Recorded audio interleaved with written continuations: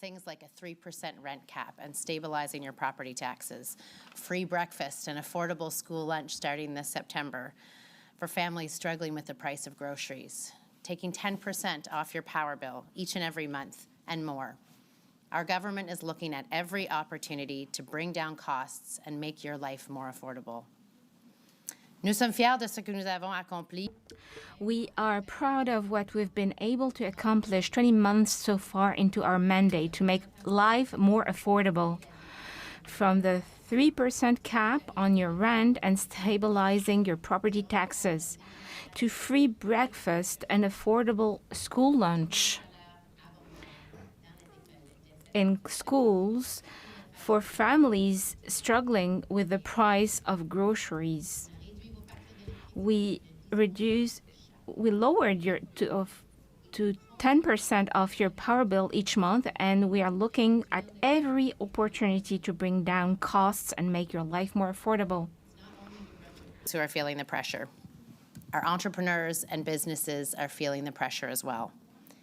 Just this past weekend, we saw the reality of what Trump's chaotic approach to tariffs and how it's impacting our province.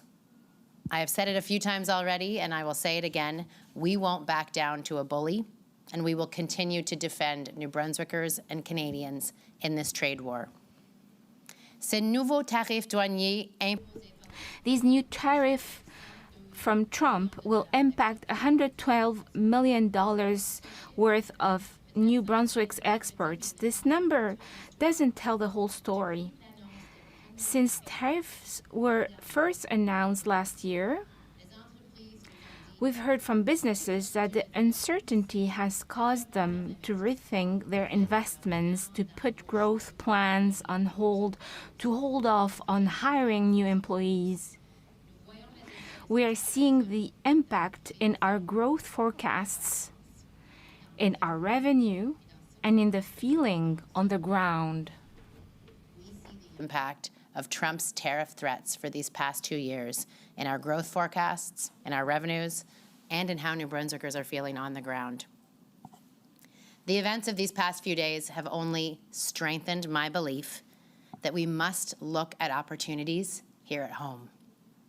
New Brunswickers have shown fierce loyalty to our province and to our local businesses. And now, more than ever, we need to double down. As trade with our closest neighbor is thrown into question yet again, now is the time to secure our autonomy and protect our sovereignty. We are looking at all the options that can bring economic stability and independence to our province, so that entrepreneurs can invest in growing their businesses and so that they can create good-paying jobs for New Brunswickers. Le Nouveau-Brunswick possède ce New Brunswick has what the world wants. We are seeing that in projects that are well underway, like our critical minerals strategy, growth in our seafood sector, the development of new trade opportunities through our ports, and the support of our defense sector. Leave no stone unturned to evaluate each opportunity that could strengthen our economy, that could fund our healthcare system, that could help you pay the bills and support your family's future. New Brunswick has what the world wants. We are seeing that in projects that are well underway, like our critical minerals strategy, like the growth in our seafood sector, the development of new trade opportunities through our ports, and the growth in our defense sector.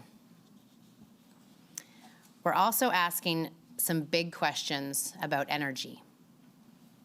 What is the best way to tackle what we know is a pending energy shortage due to rising demand from New Brunswickers, from New Brunswick businesses, and from our neighbors over the next few years? What is New Brunswick's role in supporting Canada's push to become an energy superpower? Today, New Brunswick is dependent on the U.S. for natural gas. Should this continue? Can we play a role in delivering on requests for natural gas from other provinces and from our European allies? How do we manage a deficit in our healthcare system to deliver the care New Brunswickers deserve, and our fiscal deficit, where today's revenues do not match tomorrow's services, do not cover tomorrow's services. Today, we're here to share that we're embarking on a 5-month public review of the development of our resources and the potential role that natural gas plays in New Brunswick. I want to reassure New Brunswickers that we aren't starting this conversation lightly. We've been in preliminary discussions with First Nations leaders in the province, and we know that this can only happen in collaboration with their leadership and communities. This is, in fact, the start of a conversation, one that we want to have with you. This announcement today opens up that conversation as we launch a holistic review of the conditions of the current moratorium. Alors, entrons-nous dans un petit peu plus. So let's get into a few more details. The review will be based around 5 key pillars laid out here on the slide behind me. I'm going to go over each pillar briefly, and then my colleagues will give you more details. First Nations. All of this work will be done in close partnership with First Nations leaders and communities. We know that past governments have failed and fallen on this point. We are taking a different approach.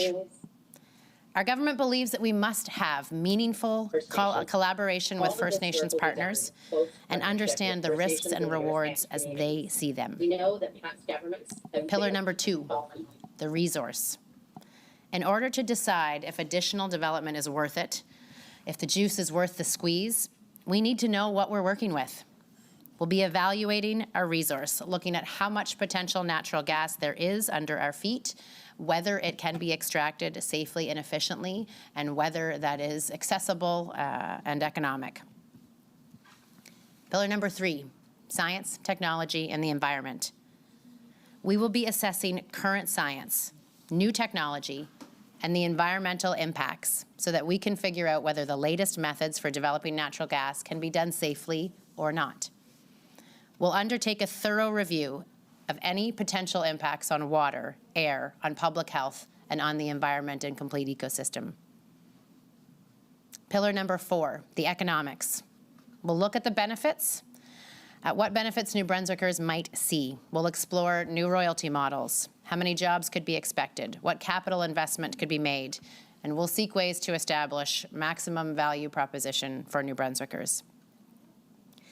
Le 5e pilier, The 5th pillar, public support. We are going to be doing the work to find out whether you and your neighbors support responsible natural gas development if we have your confidence that we can do it right.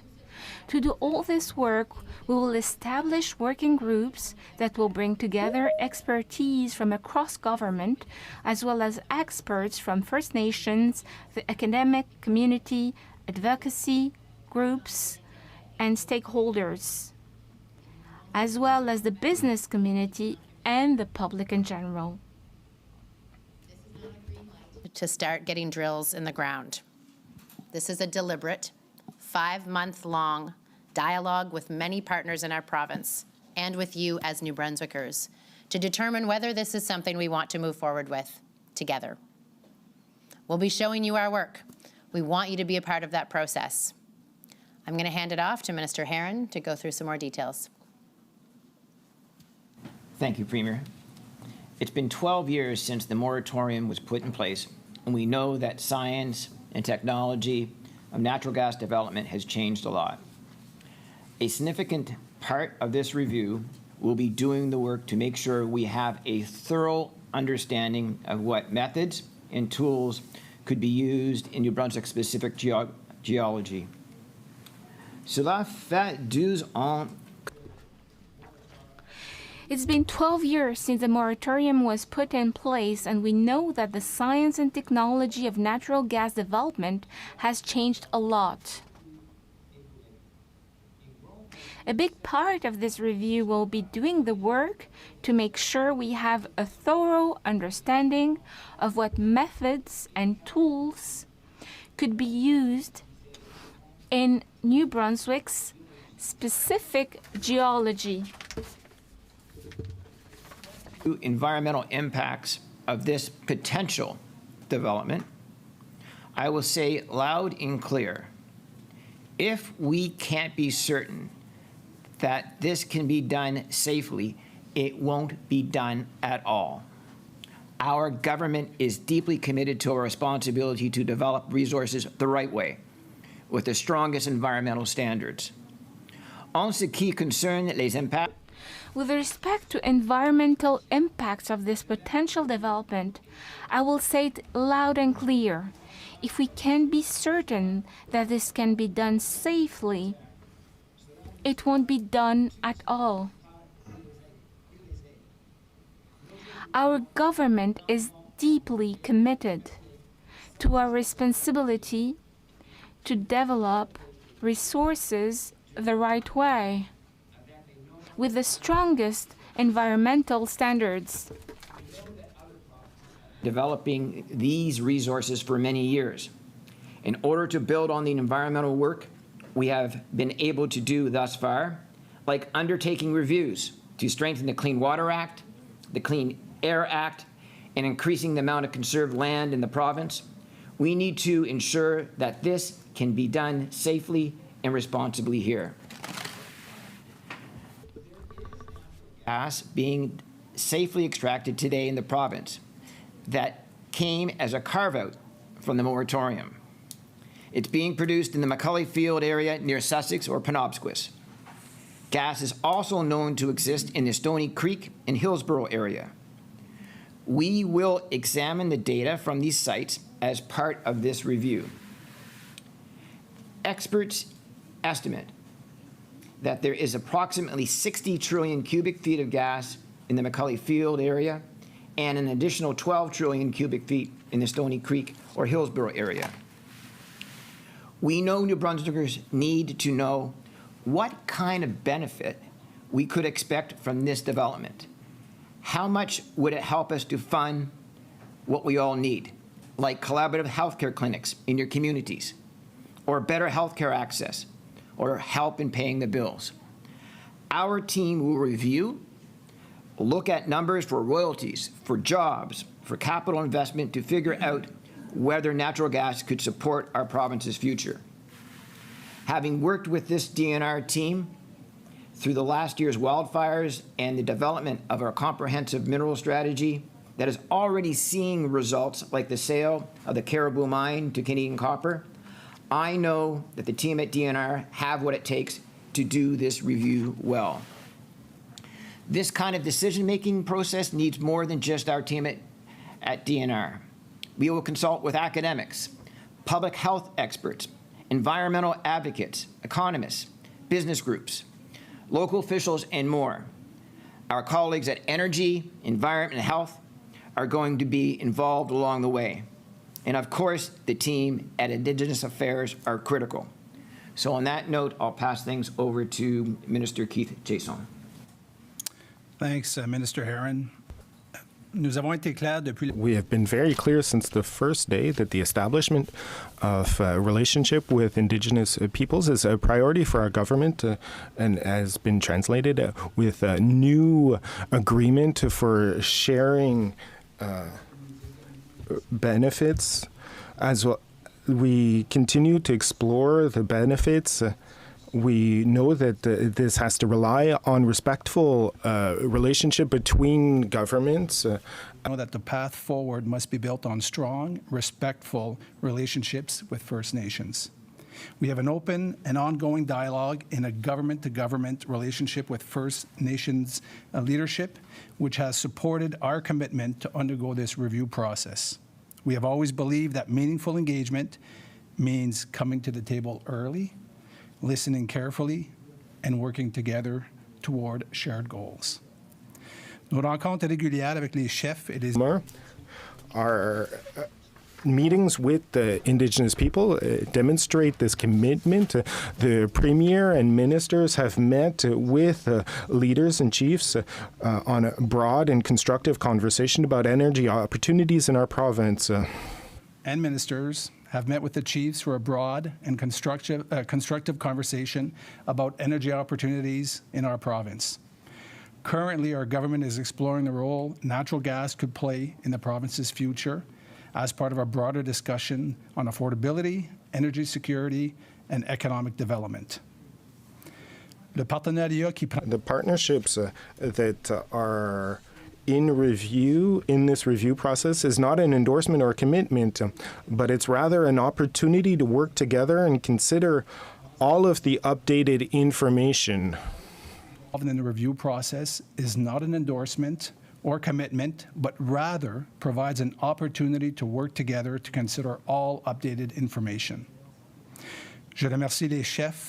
I'd like to thank the chiefs for the constructive and insightful dialogue, which has helped to guide the development of this review process. An insightful dialogue, which has helped to guide the development of this process, and look forward to continuing these conversations throughout the review period. Waliwan, Walalin, thank you, merci. I will now turn things back to the Premier for final remarks. Je vais être clair. I'd like to be very clear. This 5-month review will examine the potential role of natural gas in New Brunswick's future. There is no predetermined outcome. This is not a green light to get drills in the ground. It's a deliberate, thorough review and conversation with New Brunswickers. This 5-month review will examine the potential role of natural gas in New Brunswick's future, and there is no predetermined outcome. This is not a green light to get drills in the ground. It's a deliberate, thorough review and a conversation with New Brunswickers.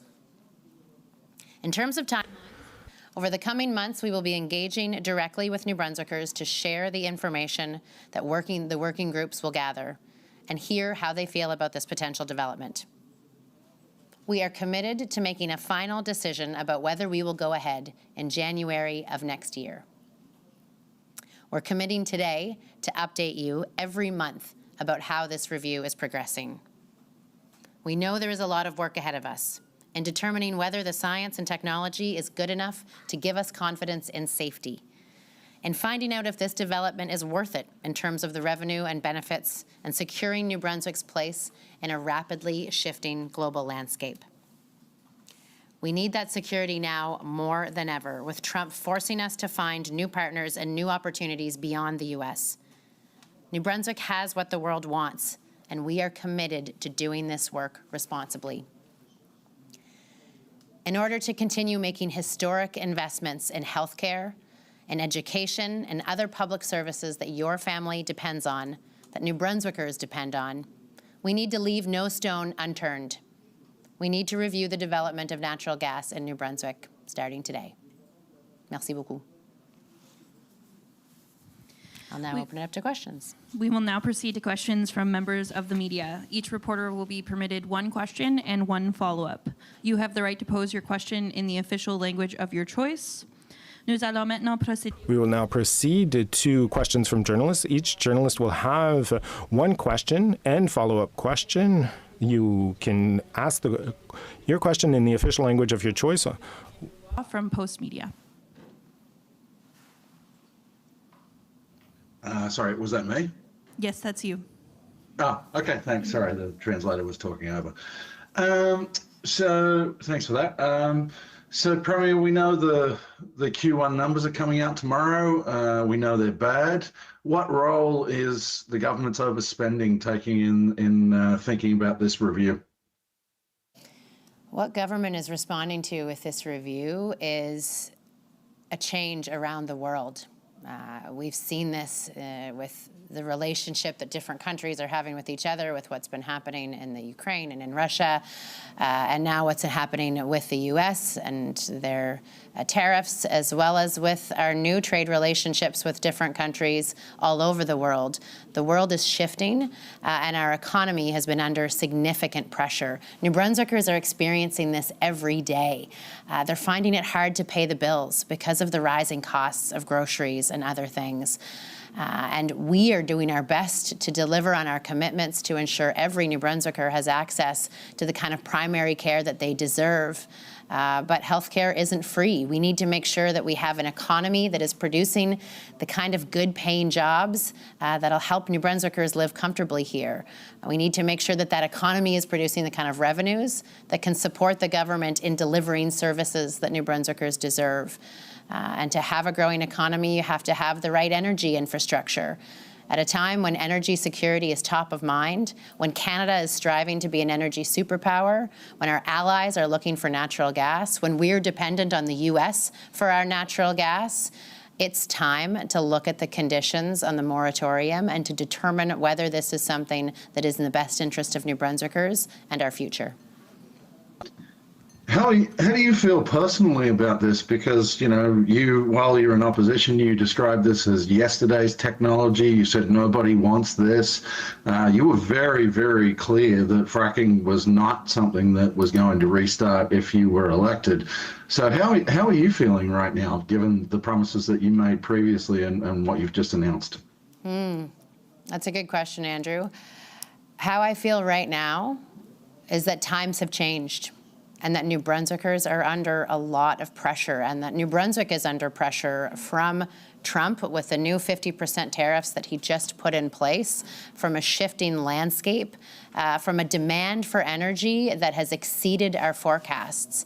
New Brunswickers are looking for more and more energy. New Brunswick businesses are looking for more and more energy, and we need all of the different types of energy products that are available to us. That's why we're looking at the Mactaquac Dam refurbishment. That's why we're looking at new nuclear power options. That's why we're collaborating regionally with Nova Scotia and PEI, building those kinds of interties and relationships to make sure that we can provide New Brunswickers what they need and New Brunswick businesses what they need in order to have the kind of economy that can pay for what I committed to New Brunswickers, which was to get them primary care, to make sure that they had access to a nurse practitioner or a doctor close to home that could give them that preventative care for them and their family.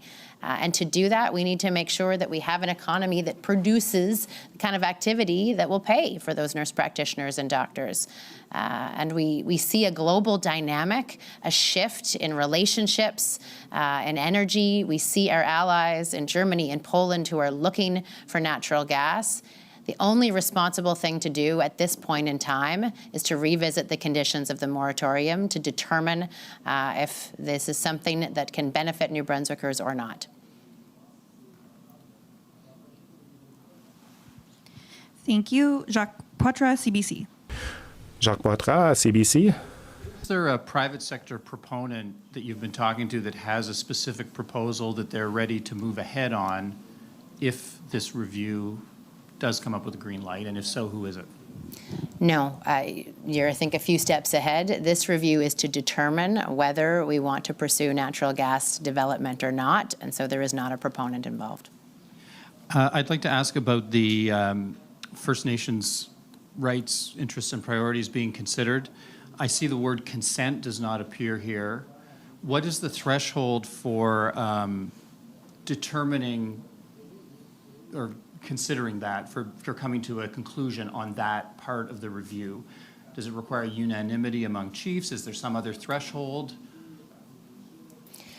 Our government has been working since before day one on rebuilding relationships with First Nations that are based on respect and understanding and dialogue.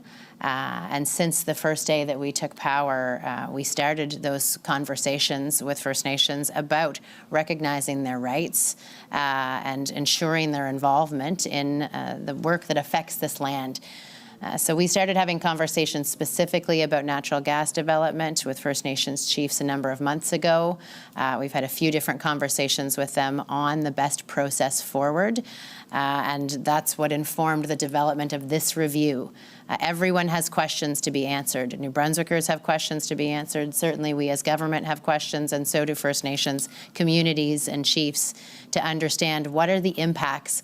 What are the impacts to First Nations rights through this process? What are the impacts to water and air and the environment? What are the impacts to communities, to jobs, to investment in our economy? All of those questions are going to be answered through this process with a leadership table that's been established with First Nations chiefs, with a technical working group that's been established with First Nations representatives, and with the other working groups that I described, so that come January, all of us will have the information that will inform a decision-making process. And so we're going to continue to do what we've done, base these conversations in respect and understanding, collaborate and talk, and understand each other's point of view in order to inform the final decision that our government will take. Thank you. Frédéric Camarano. Frédéric Camarano, Radio-Canada. Thank you. Minister of Natural Resources, I'd like to come back on what you mentioned earlier, that if it's not safe, we won't do it. Can you define what is safe? Where do we draw a line between what is and isn't safe? I think I can say, according to me, with this current process, the objective of the process is to obtain the information on questions when it comes to health, environmental questions,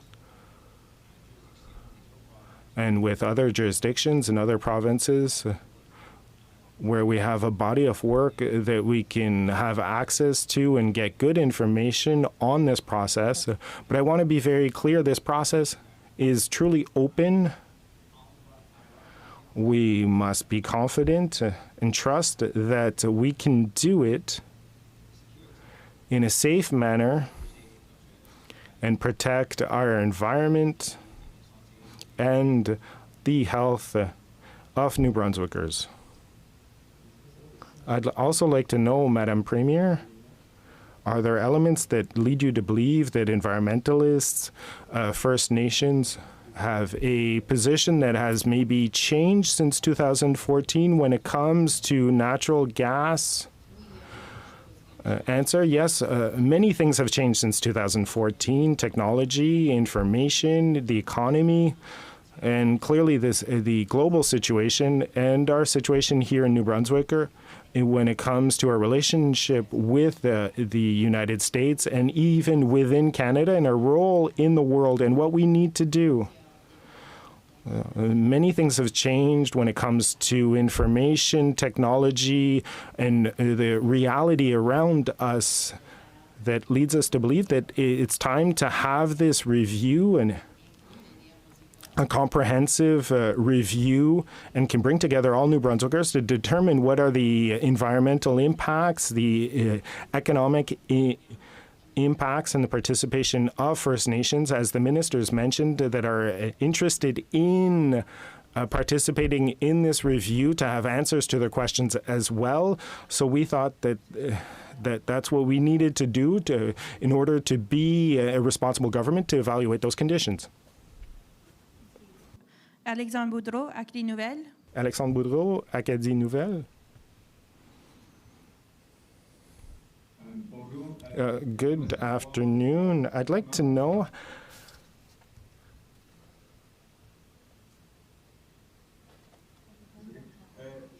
I'm sorry. I'd like to know. Can you hear me? I'm sorry. I can hear myself twice. When it comes to the pillars you mentioned, how will you determine if there's a sufficient amount of resources to be extracted? Is that review of the soil? Will there be exploration involved in this process? Yeah, il y a du travail à faire. There's work to do, obviously, to determine not only the resources themselves, but if they're accessible in an affordable way, reasonable way. We talk with the federal government, with the Intercan, the department, Natural Resources Canada, because they have information that could help us. We have information from the company who's doing the development of natural gas today in New Brunswick. We know we have data from them, and we'll work with university professors, professionals, experts to determine the nature of the resource and how we can develop it, with which technology, and at what point, to determine if the benefits are outweighing the impact on the environment, for instance. Follow up, Alexandre? I'd like to know, for the moratorium, it doesn't allow fracking. Are you open to lift the moratorium? And is it possible to extract gas without fracking? Is it possible to use a technology that will avoid fracking? At this point, our process is to determine and to assess the conditions of the moratorium with these 5 pillars that we presented. One of them is science, technology, and environmental impacts. What's the technology available today? Maybe it's different than what existed in 2012, 13, 14. What happens with technologies? How do they function? What's the impact today on air, water, on the fauna, and the whole ecosystem? So this review of the conditions of the moratorium are not specific on and based on one single technology. We're looking at all available technologies and we're seeing if there's one safer for us, more economically reasonable. So we're looking at all the technologies available, and we're measuring the impact, the benefits of each of them, and that's what we're doing with this study. Nick Moore, CTV.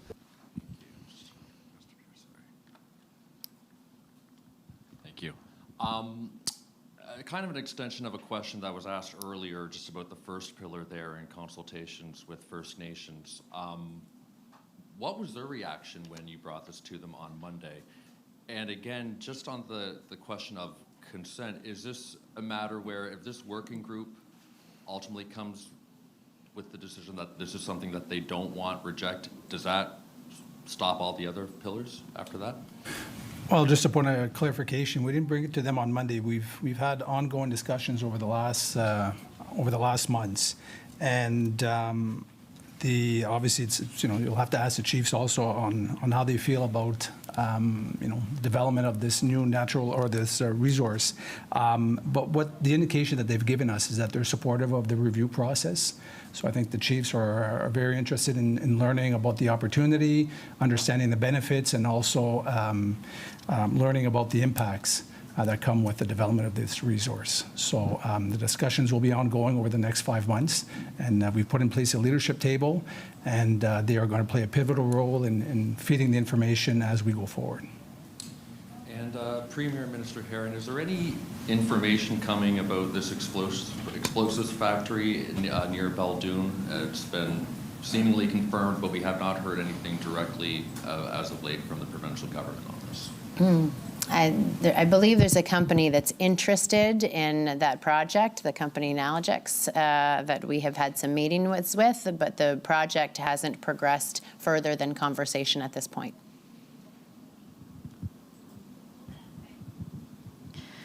Mike Landry, All New Brunswick.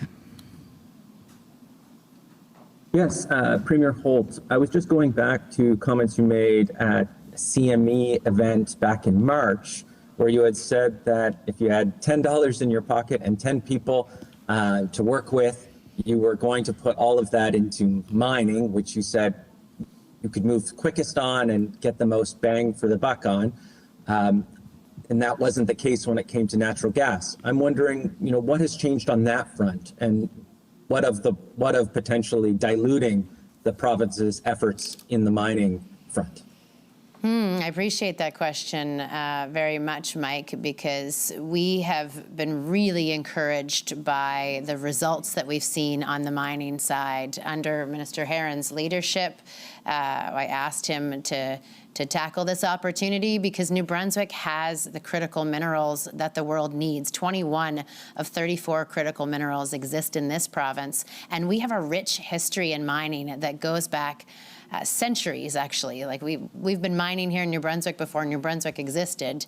And so Minister Herron and his team moved quickly to put a critical minerals strategy in place. We then developed a modern mining act that was passed through the legislature in the last session. And we have seen the returns with the purchase of the Caribou mine by Canadian Copper, with the interest in Lake George mine that's been taken out by Agnico Eagle. We are seeing more claims in this province than ever before, more people exploring for minerals, more companies exploring for minerals than ever before, more investment being made in this province in minerals than ever before. So the investment of time and energy that we put in to getting the most out of the resources that we have in minerals is paying off.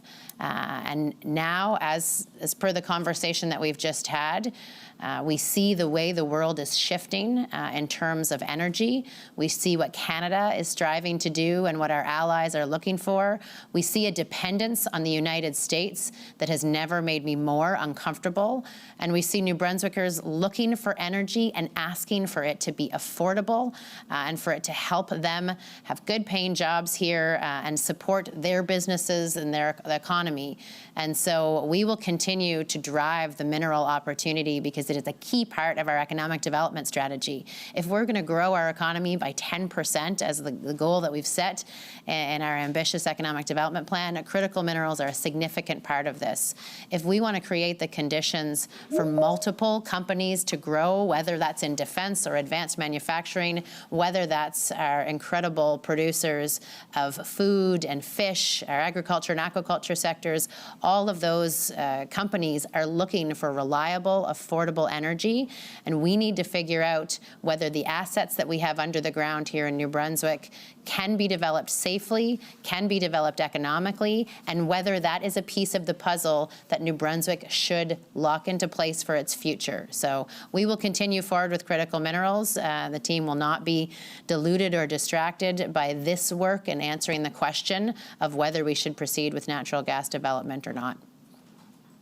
There was also at CME, you also discussed the LNG export in relation to possible supply needs to see that happen.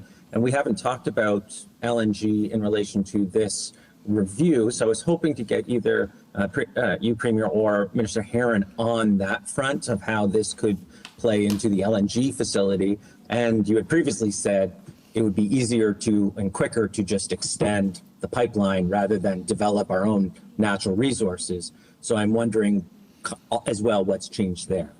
Yeah, it is true that 400 kilometers of pipeline might be easier and quicker, but it depends on a number of factors that are outside of our control here in New Brunswick. In St. John, we have an asset in the LNG terminal. It's an asset that's used today to receive gas but it is not fully utilized or operational. So it's an asset that we consider when we look at all of the ways that New Brunswick can play a role in Team Canada, all of the ways that New Brunswick can play a role in what's the shift that's happening around the world with our allies, with the new trade relationships that we're trying to build. And we look here at home at the challenges New Brunswickers are facing with the cost of living, with accessing the health care that they deserve. We look at the assets that we have here in New Brunswick, and we're asking ourselves, with New Brunswickers in a way that's really transparent, is this natural gas an asset that could be developed safely or not, that could yield benefit or not? Those are important questions that I believe it's responsible, it's on the government to work with the public to answer those questions and determine whether this is something we move forward with or not, conscious of all of the other pieces of the puzzle, the other assets that are around us. Thank you. David Murdoch, Global News. Hi there. Today you emphasised meaningful partnerships with Indigenous communities for resource projects. Yet local leaders say consultations for this, the munitions factory that was announced, are only in the infancy stage. How does handing over 1,500 acres of public land before doing deep consultation align with the partnership model you promised today? Well, just a point of clarification, we haven't handed over 1,500 acres of government land, and conversations have been happening with First Nations in the north and communities in the north about the potential of a project that is in its infancy.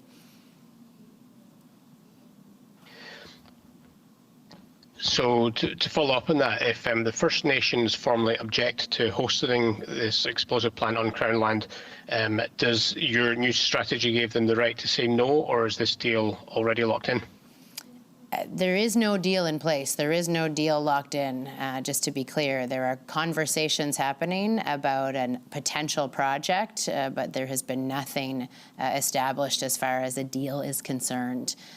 Because of exactly what you say, we have to do serious due diligence on projects like this and evaluate the community impacts, the economic impacts, the environmental impacts. We have to determine the benefits for not only Beldoon and that community, but we have Upjiganjik and Pabino that are interested in those conversations about development. So this is even before the earliest stages. This is conversation. There is no contract. There is no commitment on our government's part. We are exploring an opportunity in its earliest stages, and we are including the communities and the First Nations leadership in and around the potential area in question. Eli Ritter, the Canadian Press. When it comes to this review, you talked about this being important to protecting our sovereignty, that sort of conversation. Just break it down for maybe the average New Brunswicker. How would maybe bringing natural gas out of the ground widespread help protect our sovereignty and secure our autonomy? Right now, New Brunswick is dependent on the U.S. for our natural gas. So the natural gas that is going to New Brunswickers' homes and businesses today is coming from the U.S., mostly from the Marcellus Shale development in the U.S. And given the state of our relationship with the U.S., given the trade war that they're in, the possibility of that pipeline being stopped or of that gas ceasing to flow has become more real than it might have been in the past. And that puts New Brunswick in a very vulnerable position. We do not want to be dependent on the U.S. for things that are critical to New Brunswickers, to heating their homes and to supporting their businesses. And we know that here in New Brunswick, we are looking at a looming energy shortage. And we need to make sure that we can generate the kind of energy that we need for our people and for our businesses. So we have to look at all of the options out there. We want to form the kind of partnerships that we can rely on, like we're doing with Nova Scotia and PEI, who are also looking to New Brunswick to be a partner and to help deliver them energy security with our sources of generation. They've certainly expressed interest in what we're talking about here today, as they have with their nuclear project, as they have with the proposal on the Mactaquac Dam. But now is not the time for New Brunswick to be dependent on the U.S. for anything, and certainly not the kind of energy that supports our businesses and our homes. Right, and just to follow on that, I mean, 5-month review, there's no proponent yet. Let's say you say yes after 5 months, you kind of open it up. Maybe there's a proponent, there's more people taking gas out of the ground. That could be, years from now, Trump might be out of office by that point. Is it still important to do that even if there's no impact for years for getting natural gas out of the ground? I think self-sufficiency is important. I think New Brunswickers are looking for that across a variety of fronts. We want to be food secure here. We want to be energy secure in New Brunswick. We want to be in a position where we have the resources to deliver for New Brunswick families, whether that's deliver the roads that they drive on or the health care that they rely on or the education that their kids and our future depends on. And so knowing that we can do that ourselves without dependence on others is a concept that's been really top of mind. We saw that, with food security and health security through COVID. We're now seeing the threats around energy security because of the demand. And so before this, we have been looking at Beldoon, looking at new nuclear, looking at a significant expansion of our renewable energy. We put on 650 more megawatts of wind power being proposed. We are doing everything we can to make sure that we have a balanced, resilient, and redundant energy system, because New Brunswickers expect that when they turn the lights on, the lights will come on. And that when it's really cold in February, they're going to have the kind of heat that keeps their family safe and secure. We need to be sure that we can provide that to them in a way that is sustainable and affordable and as environmentally friendly as possible. We have to bundle all of those things together. And so for a long time, we've looked to Quebec, to the U.S. as partners to support our energy mix, but we have less and less faith that the U.S. is a partner that we want to have in that mix, and we need to take active steps to protect our energy security today. Alex Allen, Acadia Broadcasting, last question and follow-up.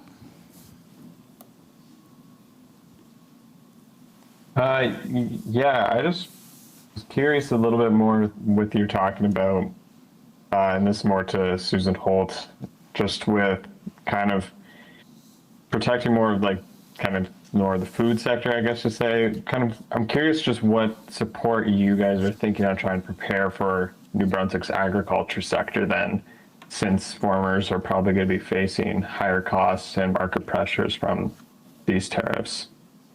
Yeah, that's a great question, Alex. Thank you for that. We have been working really closely with the agriculture sector on an agricultural growth strategy that's been in development for quite a number of months now, and that includes investment in the sector to support productivity, to support the adoption of new technologies, to support access to new markets and places where they can take the best food in the world that is grown here in New Brunswick and get it to new countries and new places. There's infrastructure required to do that, so we've been shoring up things like our port infrastructure. A good example is the cold storage facility that's been developed on the wharf at the Port of St. John that's going to allow us to move more food to customers around the world. And so there's a constant engagement happening with our agricultural producers with what they need in order to find those new customers, to get more productive and more efficient here in the face of what we see coming from the U.S. And then our government also has supports put in place through Working NB and through Opportunities New Brunswick to support employees and to support companies that are experiencing direct tariff impacts. Thank you. No follow-up. Thank you, everyone. That concludes today's press conference. Merci à tous. Voilà ce qui met fin à notre conférence de presse aujourd'hui. Merci. All right, you've just been listening to a live news conference from Fredericton. The Premier of New Brunswick, Susan Holt, announcing that the government would launch a 5-month review on whether to reopen natural gas exploration in the province. The CBC's Jacques Poitras has been standing by. He was in the news conference, and there he is. Jacques, can you for us recap the basics of today's announcement? Yes, sure. And there's some noise behind us here, Ray.